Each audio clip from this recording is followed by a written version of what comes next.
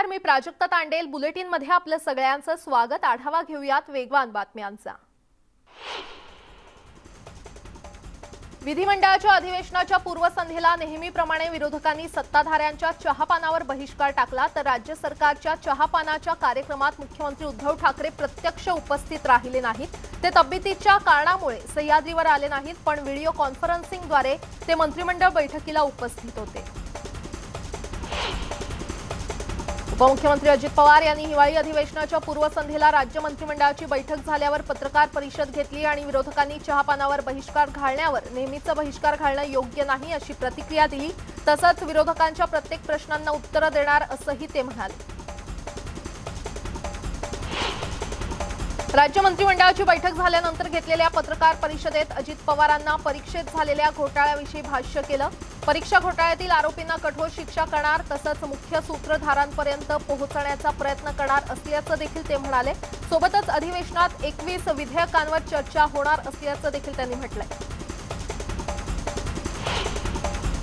बुधवारपासून राज्य विधिमंडळाचं अधिवेशन सुरू होत आहे। अधिवेशनाच्या पार्श्वभूमीवर विरोधकांनी पत्रकार परिषद घेऊन सरकारवर हल्लाबोल केला। अधिवेशन काळात सरकारचे सर्व घोटाळे बाहेर काढणार असल्याचं विरोधी पक्षनेते देवेंद्र फडणवीस यांनी सांगितलं। त्यामुळे अधिवेशन वादळी होणार असल्याचं स्पष्ट झालंय।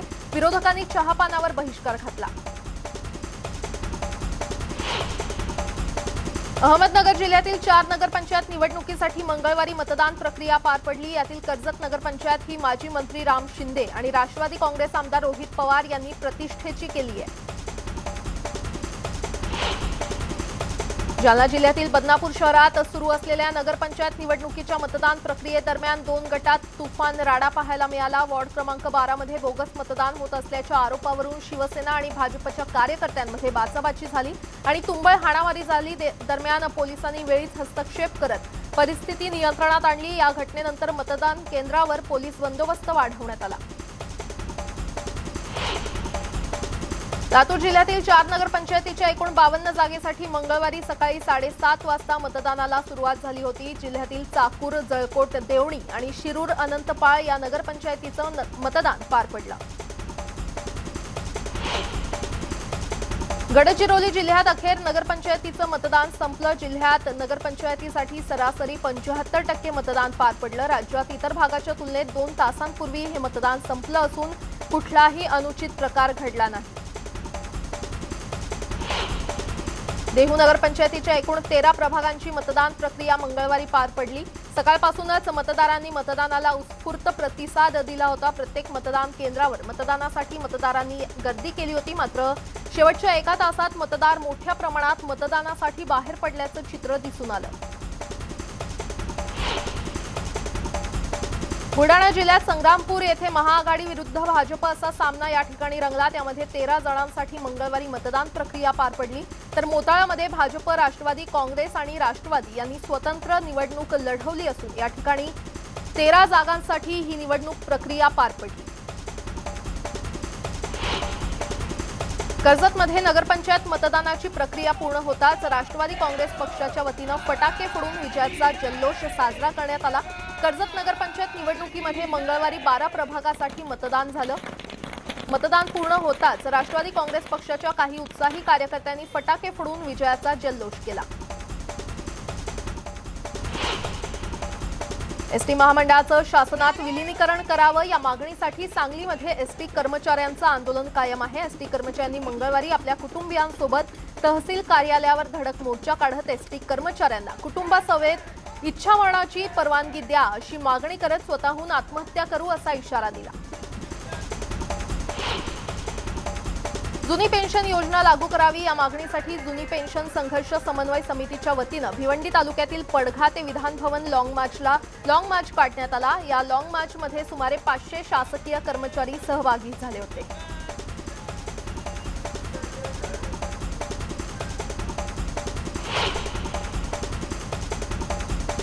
बंगळुरूमधील विटंबनेच्या पार्श्वभूमीवर महाराष्ट्रात संतप्त प्रतिक्रिया उमटत असताना मंगळवारी पुन्हा बेळगावमधील होणगावमध्ये पुन्हा एकदा छत्रपती शिवाजी महाराज यांच्या पुतळ्याची विटंबना केली।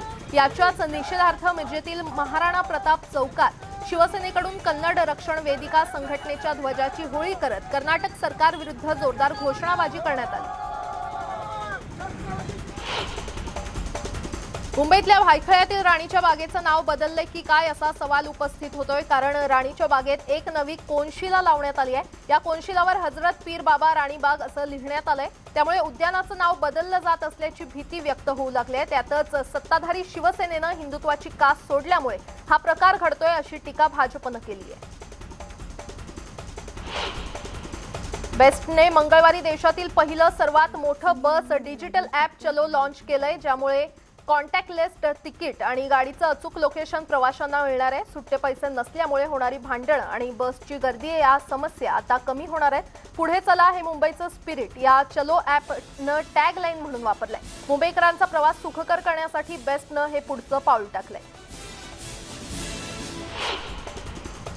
कोरेगाव भीमा येथे 1 जानेवारी 2022 रोजी संपन्न होणाऱ्या शौर्य दिनाच्या अनुषंगानं पुणे जिल्ह्यातील सणसवाडी येथे उपविभागीय पोलीस अधिकारी आणि पोलीस निरीक्षक आणि ग्रामस्थ यांच्यात मंगळवारी आढावा बैठक संपन्न झाली।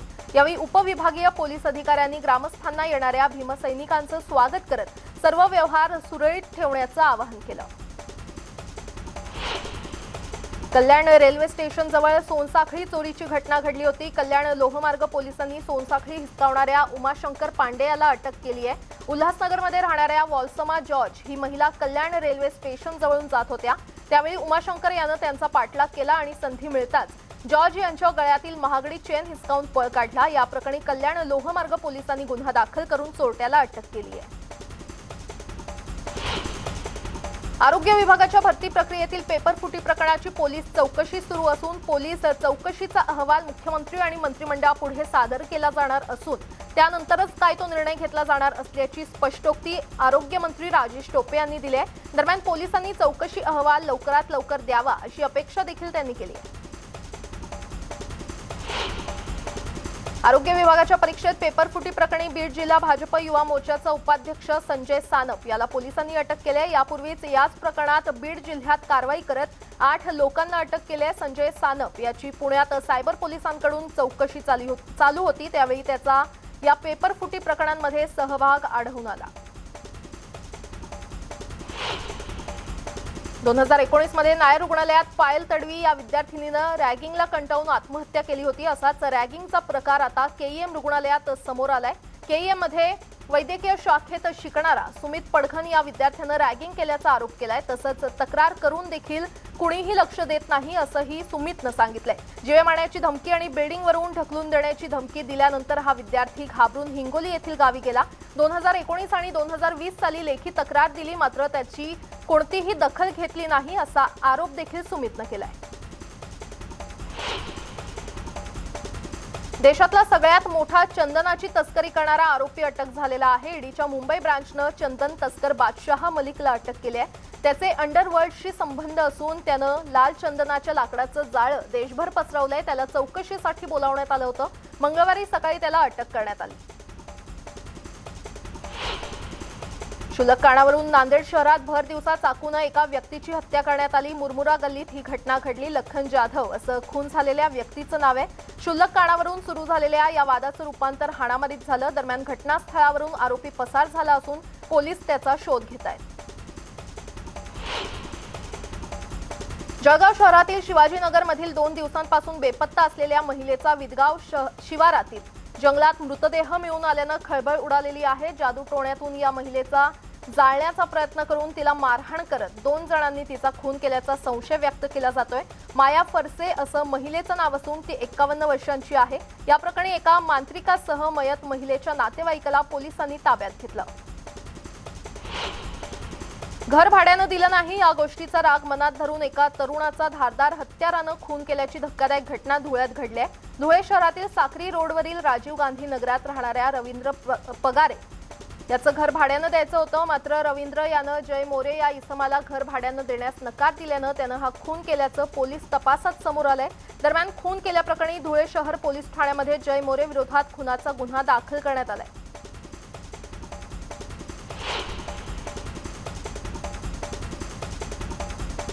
गावगुंडांनी पेट्रोल ओतून घर पेटवून दिल्याची धक्कादायक घटना बीड जिल्ह्यात रोहितळ येथे उघडकीस आलेली आहे। या 2 दिवसांपूर्वी घडलेल्या घटनेनं खळबळ उडाली असून पीडित महिलेच्या तक्रारीवरून पवन जगन्नाथ खाडे विरोधात गुन्हा दाखल करण्यात आला असून आरोपीला अटक करण्यात आली आहे। किरकोळ भांडणातून ही घटना घडली आहे।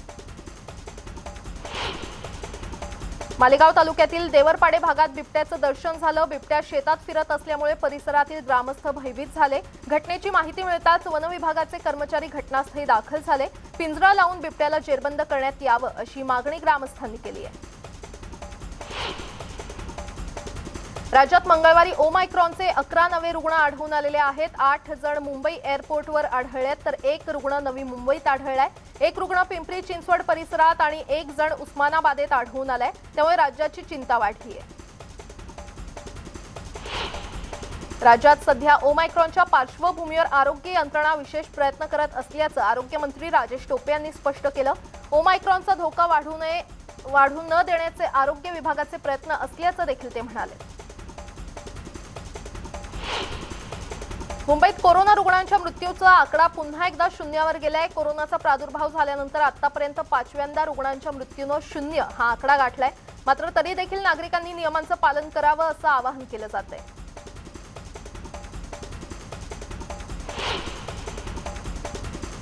यासोबतच इतरही काही महत्त्वाच्या बातम्यांचा आढावा आपण घेणार आहोत। तुर्तास एक छोटासा ब्रेक पाहत रहा न्यूज 18 लोकमत।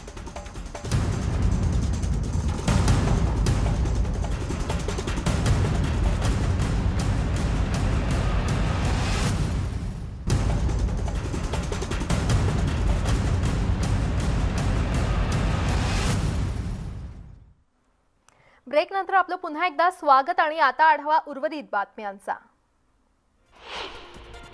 पश्चिम बंगालमधील हल्दिया भागात इंडियन ऑइलच्या रिफायनरीमध्ये मंगळवारी भीषण आग लागली होती। या आगीत 50 जण जखमी झालेत तर 3 जणांचा मृत्यू झालाय। या घटनेतील जखमींना कोलकात्यातील रुग्णालयात उपचारासाठी दाखल करण्यात आले।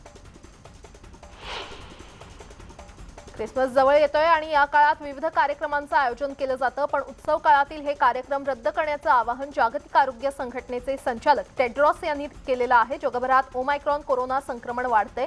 संक्रमणापासून स्वतःला आणि समाजाला सुरक्षित ठेवायचं असेल तर कठोर निर्णय घ्यावे लागतील असंही ते म्हणालेत। नंतर दुःख करत बसण्यापेक्षा आताच आळा घालावा असं आवाहन त्यांनी केलंय। पनामा पेपर्स लीक प्रकरणी सध्या ऐश्वर्या राय चर्चेत आहे। दरम्यान 2022 मध्ये ऐश्वर्याचे अनेक बडे सिनेमे प्रेक्षकांच्या भेटीला येणार आहेत। 2022 मध्ये ऐश्वर्या राय बॉलिवूडमध्ये पुन्हा एकदा कमबॅक करणार आहे। ऐश्वर्या राय बच्चनच्या आगामी सिनेमाचं दिग्दर्शन रावण सिनेमाचे दिग्दर्शक मणिरत्नम यांनी केलंय। पोन्नियिन सेल्वन असं या सिनेमाचं नाव आहे। अमृता खानविलकरनं नुकतंच एक नवं फोटोशूट केलंय। यात तिने काळ्या रंगाचा गाऊन परिधान केलाय। अमृतानं या हॉट ड्रेस सोबत एक रील व्हिडिओ देखील शेअर केलाय। यात ती एका हिंदी गाण्यावर नाचताना दिसते। तिच्या या व्हिडिओवर अनेक नेटकर यांनी कमेंट केलेल्या आहेत।